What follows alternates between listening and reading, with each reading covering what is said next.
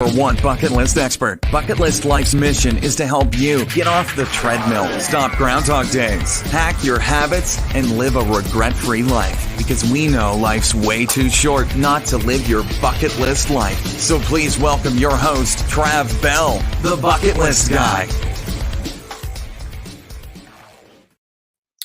Hey, bucket listers, welcome to another episode of the Bucket List Life podcast. This is going to be an amazing podcast, ladies and gentlemen.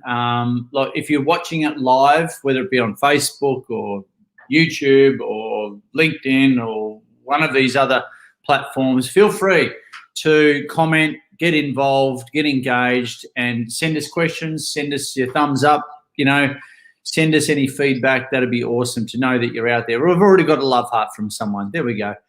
Look, on today's episode, Dale Lykins. I'll let him sort of introduce himself. And this is one hell of a story, and I've really looked forward to, delving into the story. Dale, just so much for thanks so much for being on the show. Whereabouts are you in the world at the moment, mate? I am in Cincinnati, Ohio. All right. Now I've got a picture of America here right in front of me. So, yeah, that's right. All right, cool. Mate, thanks so much for being on the show. I know it's quite late over there, but we've gone back and forth trying to work out times. But I tell you what, this is going to be one hell of an interesting story about, guys, it's about authenticity, living your truth. And I think a lot of our people in our bucket list community, at least, it really is about authenticity, living an intentional, designed by me, authentic life that you're congruent, and you are the best example of doing that, I think, mate, and I can't wait to get into it. Look, first things first, one is when you fly, this is a question I ask all my guests, when you fly into possibly another country, when we used to fly into other countries anyway, we fill out an incoming passenger card when we enter that country and when we come back. And you've got to put your occupation in a little tiny box about this big about what your occupation is. What do you put, and what did you used to put if it was different? Okay.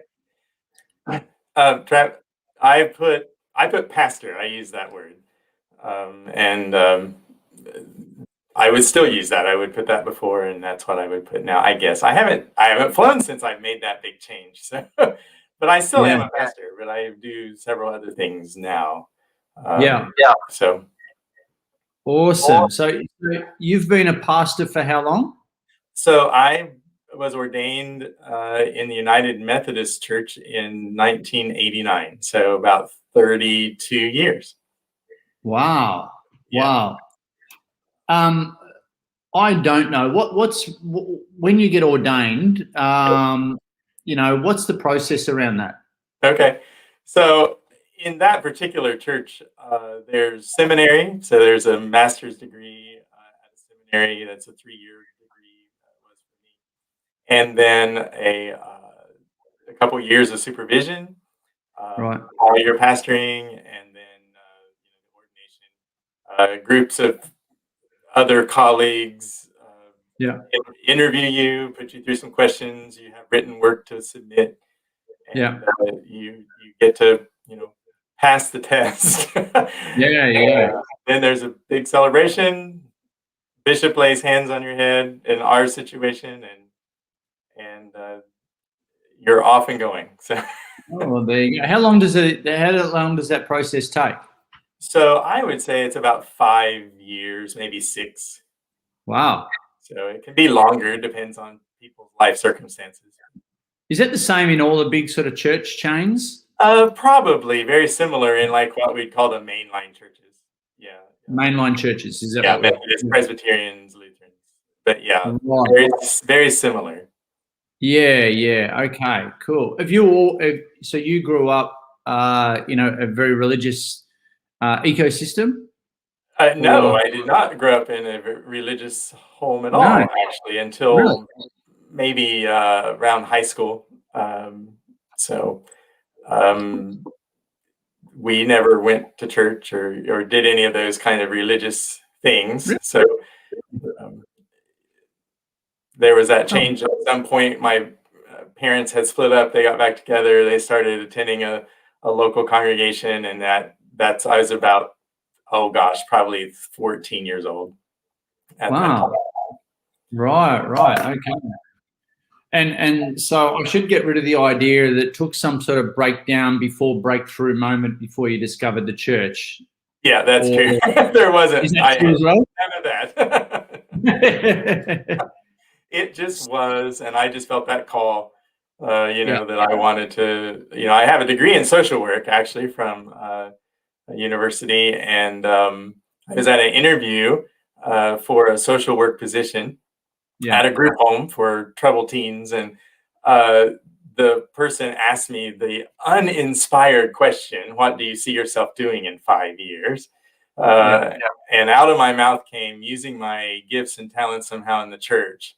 I got to my car and I was like, what is that? But I'd been in leadership in my local church throughout my teen years and early college years. And so anyway, I just knew at that moment that, there was more that I wanted to kind of formalize in my career, and that direction became open to me. So very cool. Look at that. We put it out there, and Jordan has said, love your work, team, and Wendy has said, at 5 to 6 years, same time as becoming a doctor. Well, there you go.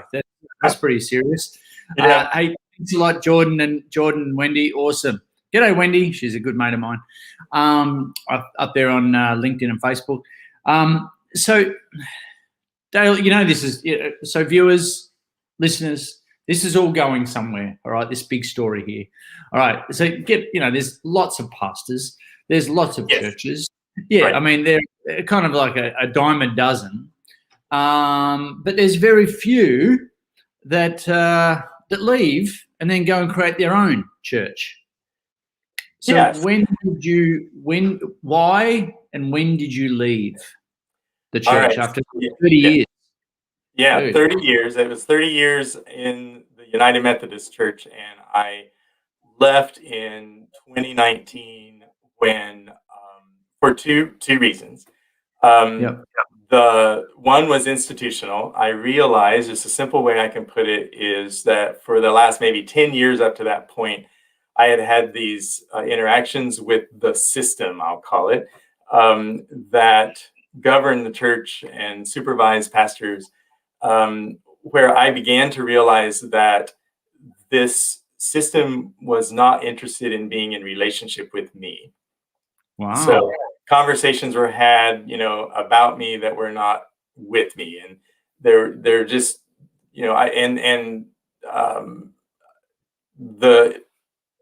I'm trying to think of the word, the perpetuation of the institution became what it was kind of all about in my experience. And I don't, there were some awesome years in those 30 years, but it had just in the last decade had gotten more difficult, I felt, to live in that kind of system. Then at the same time that worldwide church had a gathering of delegates in March of that year, February and March of 2019, to discuss the inclusion of LGBTQ persons in the denomination, specifically around ordination to be pastors and then to be allowed to marry. They were not allowed to be pastors, were not allowed to be married by clergy in the denomination or could not be married in the buildings even. And so I just began to realize that I was not in alignment with that. And I wanted to live my beliefs, my convictions more openly, and not have to worry about all of the other baggage that was that they were, this fight and struggle that had been going on for decades in that denomination. So I left. I made the decision that I would not stay. So it's crazy. Crazy to even think that. It's crazy to even think that was an agenda item at a conference. Oh, the agenda item. Yes, exactly. On the run sheet. Yes. Oh, wow. And in the local church that I was part of, it was becoming quite a divisive thing. There were people who were very upset that we were attracting LGBTQ families and their children, and they just didn't know what to do about that. And I just decided that it was time for me to move on, and so I did, and started my own congregation. I catch myself saying that all the time. Started my own church. It's not mine, but I did start a congregation in the area that is completely open and affirming of all people, welcoming.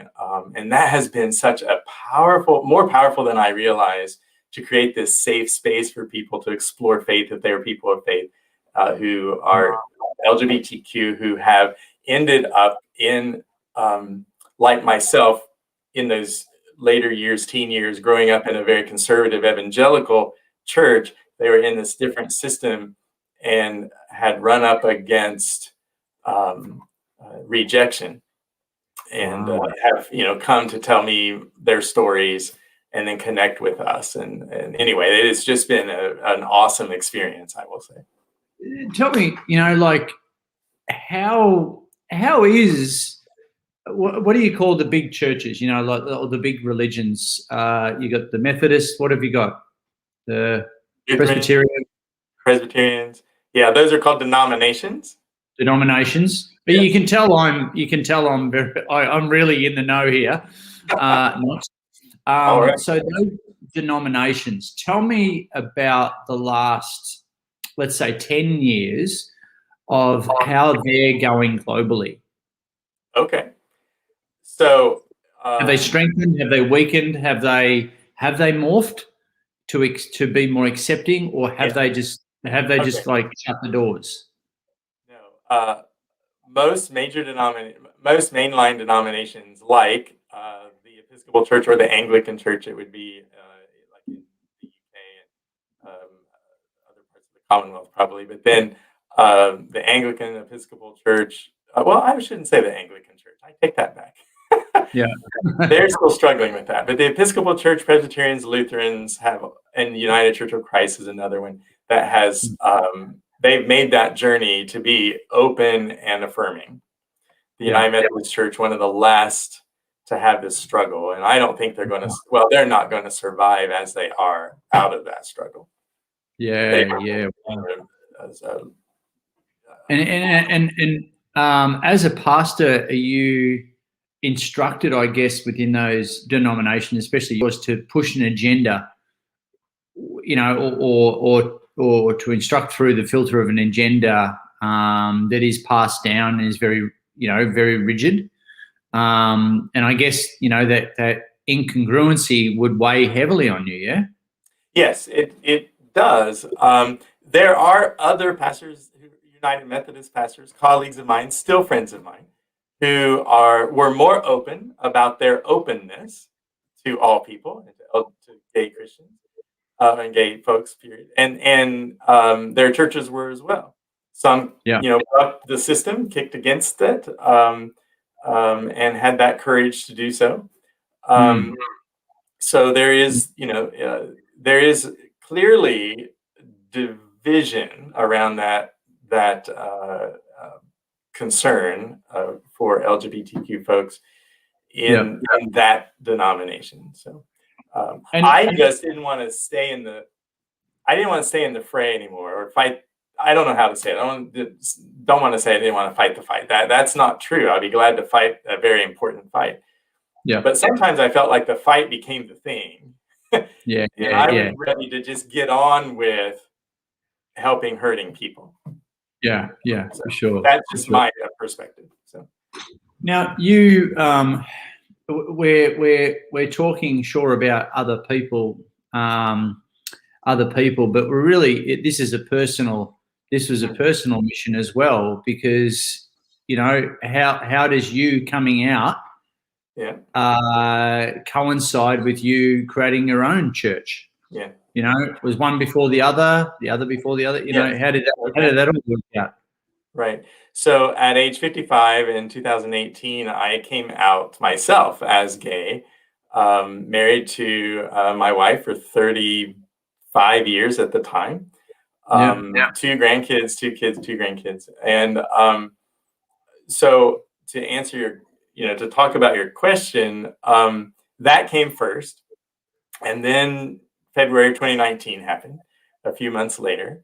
And, I get asked that at times. And I often say, although it's hard to kind of maybe follow that trail, but I didn't leave the church because I was gay and didn't want to do that. I left for those reasons I mentioned earlier. But it was kind of later that I thought, oh, yeah, it's probably a good idea that I'm able to be myself and be authentic too. So it was just this, there were lots of pieces to it. And that was, it was a small one. It was one. We didn't, it took me from July of 2018 to December of 2019. So 9 months or so in there to longer than that, I guess, over a year to come out publicly.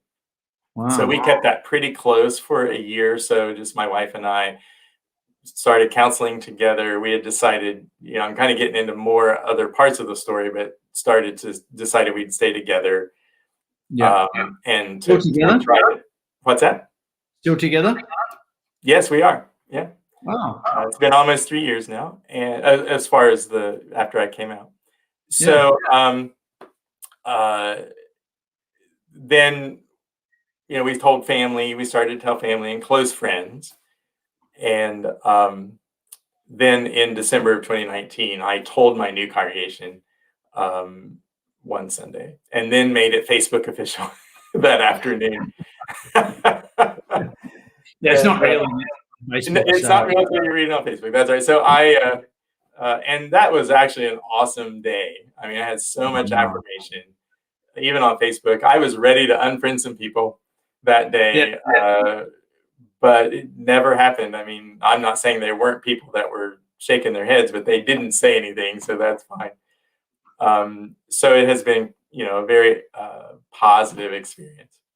So is there a part of you, Dale, that it says to yourself, why didn't I do this earlier?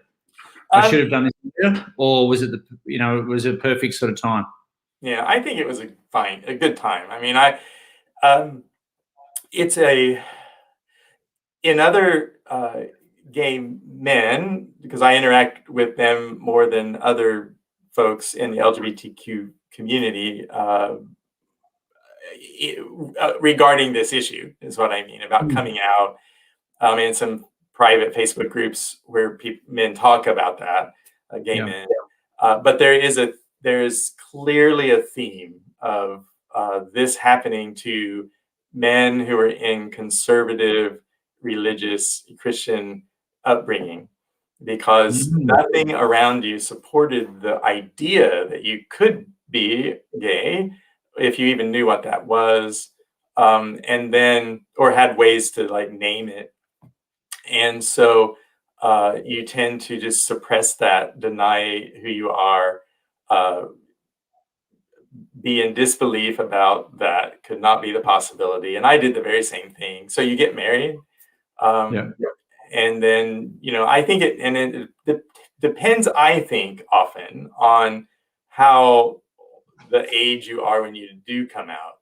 I think older guys like myself tend to, they're still in their marriages. Some people who have younger kids or younger, are younger, maybe split up. There's no rule about that. I'm just saying that's in people that reach out to me or that I reach out to and say, hey, I've experienced the same thing. If you want to talk, I'll talk. So I think it happened the way it was supposed to happen. I mean, I don't mean that in some kind of a chessboard kind of view of God or anything, but I'm just saying my life's what it is. I love my life. It's why my wife and I decided, hey, we love the life we've built for 35 years. We love our family. Not that our family would go away, even if we, did make different decisions. But, how can we incorporate this fact, into what our life is? And it isn't, Trav, it's not like my wife didn't know either. I had talked about what I had through most of my late teens, early adult, and then into adulthood, called my struggle. Yeah, cool. And as that conservative Christian, I thought if I just counseled enough, got counseling enough, got enough male bonding, just all those things that I thought I could blame these feelings on, that it would go away. And so that's what I carried through the other 35 years of our marriage. She knew about that struggle. So, and then there was a time at which, I just knew that I could not, I needed to quit calling it a struggle and just name it, that it was who I am, that it is who I am. So brave, so courageous. And as you can see on the screen there, Dale, too, Wendy's saying from Facebook there, Dale, you're an awesome role model. Couldn't have said it better, Wendy. The people you will help to be their true self is huge. And I guess that's the coolest thing. And now you speak about inclusivity. Am I even saying that right? Yes, being yourself. And I mean, you must have automatically seen an immediate ripple effect. I'm tipping into how you spoke to people, how you led people. Your whole ecosystem would have changed. Take me through the ripple effect of that. Wow. Yes. Well, and Trav, again, it actually goes back before that, before that moment of coming out, because so there were just experiences that led up to that I think helped to lay groundwork for it all to come together and for me to be able to do that. So, I had gone through a period of time a few years before coming out where I was really ill with my voice and my throat starting to get raspy. I'll try to do a real quick, that was really an interesting process, but I'll keep it short. I like to talk about it. And I'm writing more about that, so we can read that later. I did see that on your website about the voice therapy, and I wondered, how did that all fit in? So I ended up finding out the problem, and the doctor sent me to a voice therapist. And during the voice therapy, I had this awesome voice therapist. Her name's Renee. I'll give her a shout out. UC Health. She helped me through that process realize that I needed to relax. Like she would relax your shoulders, relax your throat, relax your, to try to allow my voice to come out. I had realized that I had forced it all these years, or just I hold myself so tightly. Wow. And so to get the voice therapy to work well, that's what you have to unlearn the things that I had carried around for so long. And so that started even before, where I began to hear. I remember this moment in voice therapy where she was working with me, and she had me reading this poem kind of thing she's a stand-up, and just feel like this grounding in your feet and breathing deeply. That was another part. Breathing is part of it. And then allowing everything to make way for your voice just to come out. Wow. And there was this deep, resonant sounding male voice, this baritone that came out as I read, and I wept. I was just like, I had thought, I don't know that I've ever heard my voice like that, even though I've been a preacher for, at this point, 29 years. That's so. But it was more of a, I forced my talking and my voice, or I had to perform, and I was so tight. And so that even changed, and you can see it on videos where, we would record worship services, and you can see that the voice therapy moments where I relaxed and I talked differently and I made points differently, and it was just so that started really the undoing of let me say it this way, the discovery of things that I had been holding so tightly and the tension that was in my body even.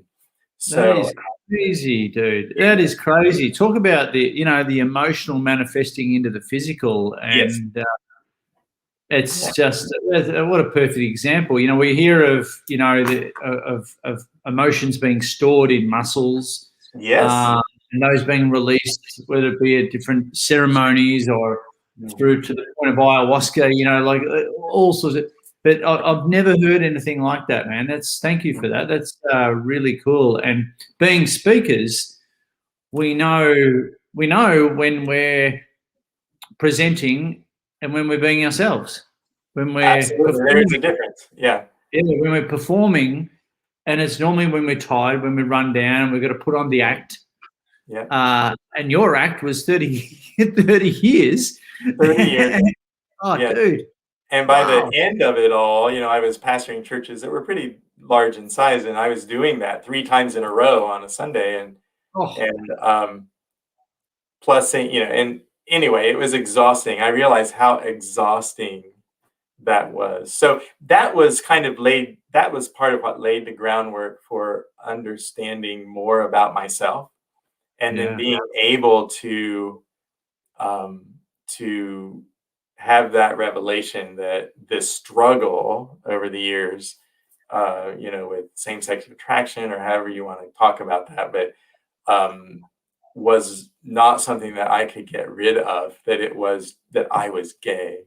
So we had watched the movie, my wife and I, together. It was a movie I'd wanted to see, and she did too. Loved Simon. We had it on DVD. This kid in high school, boy, is gay, tries to hide it, gets outed by a friend. That's all I'll say, but he has to deal with that. And when it was over, I was just weeping. And I told my wife to sit down and say, we really need to talk. And it was like, this is the way I talk about it. God said to me, not like in a voice, but I just knew it was like, just let go of the struggle and admit who you are, and you're awesome. And, just like you are. And so I sat her down and, I'm crying. And she said to me, before I said anything else, I said, we need to talk. And she said, you really are gay, aren't you? Wow.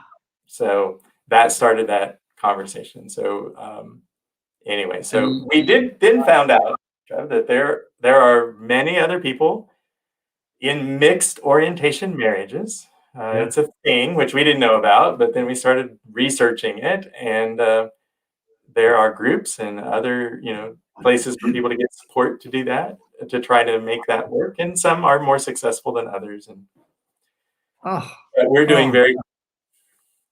Wendy is mate. Thank you so much for sharing. Wendy's absolutely loving this. True and honest self-expression. Exactly, Wendy. That's what it's all about. And that's what we say, the bucket list life is all about living authentically, in flow, but, your life by design, living in congruency with who you are. So you've got more meaning, purpose, and more fulfillment ultimately in your life. And living a regret-free life is really at the pointy end of what I've been preaching all of these years, mate. And you're living a regret-free life rather than a regretful life. Mm-hmm. And it's funny, here we go. If you're watching this or if you're listening to this, I'm holding up Bronnie Ware's book, The Top 5 Regrets of the Dying. The number one regret that people have on their deathbed is, I wish I lived a life true to myself, not what others expected of me. Absolutely. Yeah. And another one is, let myself be happier. So it's such a great example, Dale. Yeah. So let's you could have just come out and then leave it be. But no, you had to go and create your own church, as you do, which falls beautifully into the leave a legacy category of the My Bucket List Blueprint that we talk about on the show. And mate, who just wakes up one day and goes, oh yeah, I'm going to create a church? It's not. I know that you're underplaying it, but it's not every day. I said to my partner Tracy, I said, she's like, who have you got on the podcast? Well, I've got a gay preacher, a priest or preacher that started his own church, and she's gone, shit. I'm tuning into that. It's not every day you hear this shit, man. That's right. Right. So, how do you start your own freaking church? Well, and I wish I could take complete credit for that, but here's how it started. So that very week of that conference that was making decisions at the United Methodist Church about LGBTQ inclusion or continuing their prohibitions or opening up. Yeah. Their decision, by the way, was to actually tighten that down, clamp down more on it, the prohibition. So current. Yeah, yes. So relevant. And so I was talking to, so I was in my office in this United Methodist Church I was pastoring, and my coach actually happened to be visiting during that week to work with me and my congregation. She had just been part of a staff meeting. And so I was talking to a person in that congregation who is gay, and he was talking to me about his husband and who was on staff with me, and we were just having a conversation about the church. And I said to him, "What are you going to do if this general conference doesn't open, the church to LGBTQ folks?" And he said, "Well, as long as the church that we're at stays like it is, we'll probably stay." And I told him, I don't think I'm going to. So there's a foundation. Then, maybe an hour later, he texts me. May not have been that long, and said, "We could always start an open affirming church right here in this area." And I had thought of it. I really soured on institutional faith and Christianity and the church. And so I wasn't interested in that, but I wasn't interested in doing the same old thing. Yeah. But that, I was like, "Oh, okay, yeah, ha, ha, ha." And then he said, and he's a businessman. He said, "The business I own, we were moving into a new space right next door, and it has this huge room that I don't know what to do with. We could use it for worship gatherings." Wow. And then he said, "I also have a house that I rent that you all could have," because at this point, for 30 years, I'd lived in church-owned parsonages. Yeah. So we would also have no home to go to. So we had a place to be and a house to move to while we got ourselves back on our feet and figured all that out. And I met with him. Well, a few years before that, I had I had this opportunity to go to this next church, and my coach and I were talking on the phone, and I said, "I don't know if I want to do it." And then she said, "Maybe this next one," which ended up being my last one in that church denomination, but she said, "This next one might be the place where you meet the person. Maybe you'll meet the businessman who opens up the next door or does something." And 2 days after that, Trav, I woke up actually in the morning and thought, Lee, that was his name, is the businessman. That was going to open the next door. And he and I met that afternoon and talked more about it and did a handshake, and we were like, "Let's do this thing." And so we did, and started, gathering. Well, people started talking about how disappointed they were as well in the denomination. Yeah. And so, we started it with about 50 folks. And I will say now, because it is not an institutional church, the numbers do not matter. I don't care if there were 12 people or 10 in my living room. Yeah. That is, for you who are not, church folks, but that to me would still consist of a church, because it's not about the building and not about a place or the institution. It's about living on mission, where you want to see justice, equality, love, those kinds of things be real the, in our lives. I want to say amen or hallelujah right now. Yeah, let's have a revival. But anyway, so that's the part of that story. And then that was in, like I said, that was in, spring of 2019, and in July of 2019 I formally left the United Methodist Church. I could have retired. I actually gave up my ordination. How was the reaction of that? Like, how do you just, like, leave? Do you quit, and, do they ostracize you? Well, some did. Yeah. No, yeah. So I wrote a letter to my bishop and said, I'm surrendering my credentials as of this date.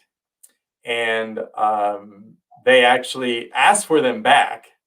But they said there would be a point where I would need to bring the actual certificate, because I had the certificate, back, and they stamp it. And I wondered, because actually, Trev, they actually never did do that with me, but they told me. And I thought, so I don't know what they stamp it with. I thought maybe a sad face or something. Or a big X, So anyway, so I walked away from that in the end of June, and then a couple of weeks later, we started the Open Table, it's called, and we met at a park. And because of the pandemic, we're still now meeting at a park again. But we started meeting at a park and coffee houses and people's homes, had about 5 smaller groupings of folks. And people started finding us, whose stories would often begin mostly on email or Facebook messages, where they would say, I'm looking for a new church to be part of. Me and I'm gay, my husband, my wife, my kids, they need a safe place to grow up. Or I've been a part of a church, all my life. And then I came out, and they kicked me off of this team and that team and the board. And so they were leaving, and those kinds of horrendous stories of how the church has treated folks. I started hearing more and more of those, and then horror stories too. I imagine, Dale, there'll be some horror stories as well. Some sad stories of people getting ostracized, I'm sure. Yeah. So, and even during the pandemic, I mean, we've been meeting in a variety of different ways, but people have found us and sharing their stories. And anyway, it's been pretty awesome. That's a word. I can't think of another word, but to just be a part of, creating that safe space for people to be, like I mentioned earlier. So, do you still call yourself a preacher? Yeah, I still call myself pastor, preacher. Pastor, sorry. Yeah, I'm ordained again. I got ordained with an organization called the Federation of Christian Ministries. It is been around since 1968, and it's a conglomeration of many people, actually, like myself, who are either LGBTQ and have left their denominations or couldn't get ordained there, or, a variety of different kinds of folks who've come together to support one another. So anyway, I'm still a reverend, but I don't use that title very much. But it's important to me. I wanted to be able to still marry folks, and I know anymore you can just do that by going online. But go to Vegas. It's been my tradition for 30 years, and I just wanted to be able to do that. Oh my God! How much more freeing is it to talk from the podium now, if we can call it a podium? But how much is it? How much better is it? Your voice. Yeah. Is there still any part of you that is blocked, or are you now free? Oh, I am free. I am free. People have been, well. It's funny, I say I'm free, and then I mention other people. I'm in process, but we all are. I'm not arrived. I am so much more free to just to name things. I mean, Trav, it may seem like a simple thing, but the first time in the open table when I just would use the word queer in a prayer or in worship, or just be able to embrace the variety of folks that were sitting there, and to be honest about how to interpret even scriptures and such differently than kind of, let me use this phrase, to unlearn how we may have always thought that the meaning of what certain passages were, that often is called clobber passages, but yeah. So it's underpinned by Christian, underpinned by Christian denomination. The open table? Yeah. No, we are not affiliated with any denomination. Okay, and do you refer to the good book still, or are we in the process of writing our own good book? Yeah. Yes, and yes. There you go. Yeah. The story's not over. Yeah, no. And to think that everything was, known 2,000 years ago or longer, and nothing else has ever been learned, or God is not still speaking and working, and that people don't have stories that are worth putting down or sharing is, that is nothing I would embrace. So I hear you. So the and I can see it. The holy fable, maybe. No, not the holy fable. We just open and explore faith and spirituality, and yes, it's anchored in a Christian ethos, culture, but we incorporate all kinds of different ways to think about God. Mate, what's your opinion? What's the difference between religion and spirituality, if there is one? Oh gosh, yeah, I think spirituality is this relationship with maybe something. I was gonna say something bigger than you, or some a life force, or a connection. That's a good word. Connection. That's what I mean by relationship. Yeah. And religion is, I think, very. It can be most of the time institutional. It's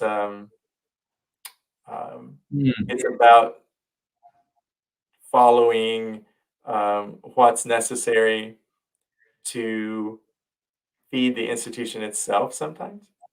Yeah, a doctor. There are rules that are handed down that, like if you do this and this and this, then, you can claim something. And I have found so many times, I mean, I call it, in some of the writing I've done and talking, that it's how the church in particular, and I know you didn't say anything specifically about Christian church when you mentioned religion, but for my perspective, it's lied to people at times over the centuries, and to even say, come and watch a show once a week, and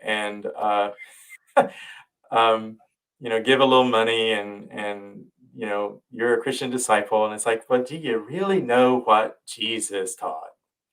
And that sounds kind of judgy, and I really don't mean it to be. I'm just saying that there is, I think, an institutionalism about how the church has approached faith and spirituality that has deadened it and separated it from the actual teachings of a person, who loved people, who just shocked the religious leaders of his day. Anymore. We try in the church, the institution tries real hard not to upset people, so because they lose them and their money. That's all I'm going to do with it. But I think it's an important thing to talk about, though, as the institution. I think it is. Religion. Yeah.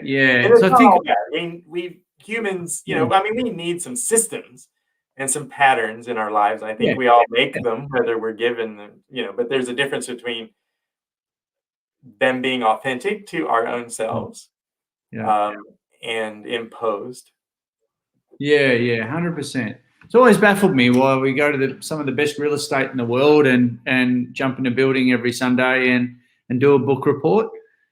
But it's I love what you just said. I love the in the interpretation that you were definitely providing for people, or the outlet that you're providing for people. Really cool. It's just got me thinking. Forget forget this podcast, mate. I'm just thinking. Okay. We're just thinking. Everyone take a break. Trav and I are just thinking. Yeah, we're going to do some counselling. So, mate, thanks so much. Look, you get hired to speak, around the world now, beyond and coach, and you're in the process of writing a book, or have you written a book yet? I am. Well, actually, today I just talked to my editor, who is not an editor with a publisher, but an editor that I've hired that I've known for some years, but doesn't work to just help me through the process, never having done it before. And 4 years later, I just today finished my last. Yeah, I'm trying not to feel bad about it being 4 years. The idea came out of the voice therapy, and so anyway, I just talked to her and said, I think I've got the last chapter edited, like the second draft. So that's where I am in the process. So I haven't pitched it to anybody. That's the next steps once she works on it some more and we get back together and figure out where to go with it. But she's helping me through that process. So. Awesome. I can help you. I can help you with someone there too, like my publisher. My publisher down in Australia. She's they're great. They'd love. What's the book about? It is about this authentic journey. So I'm going to talk about starting with that moment of voice therapy and the illness that led up to that, how that impacted me, and then unfolded other truths in my life that I had to deal with. So telling the story about how even other people, I think over as a little kid, even suppressed my voice.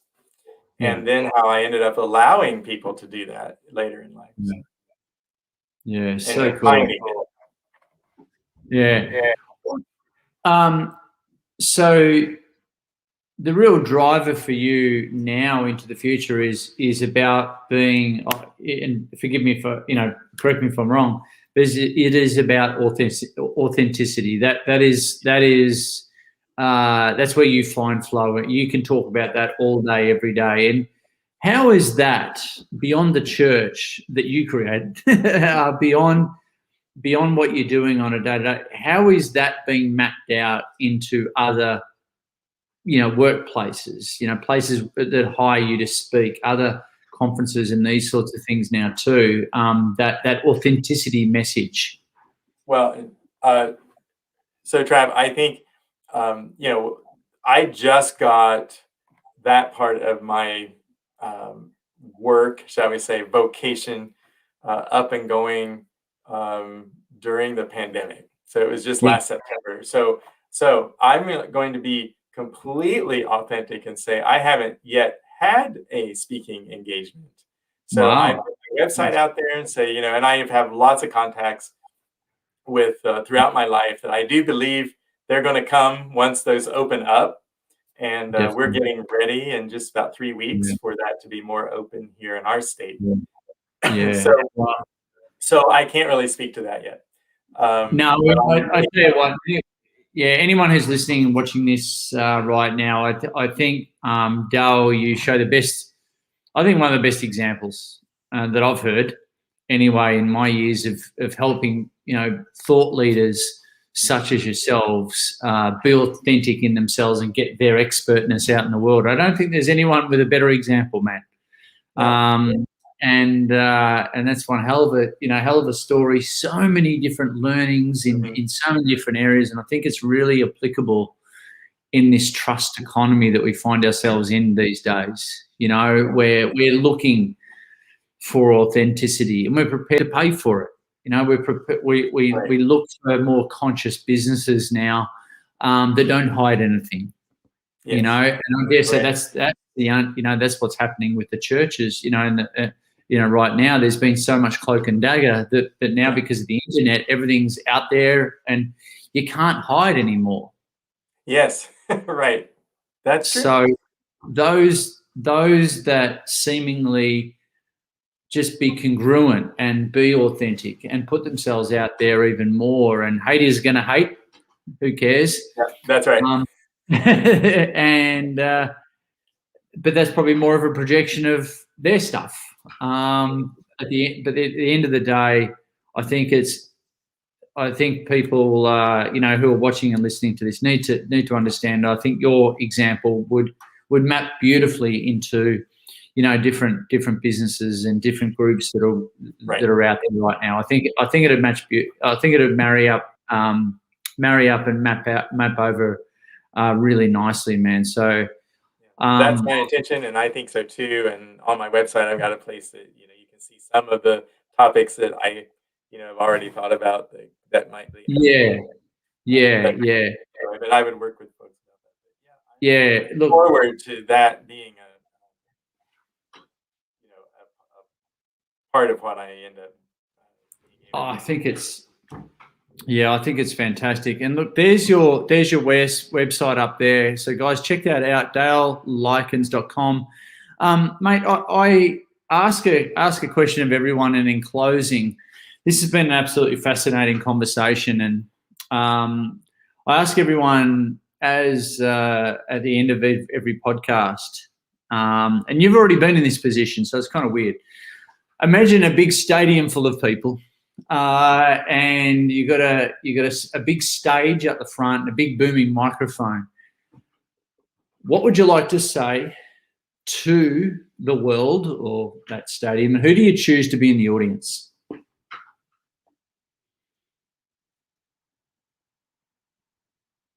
I want to say to the people listening that you are enough.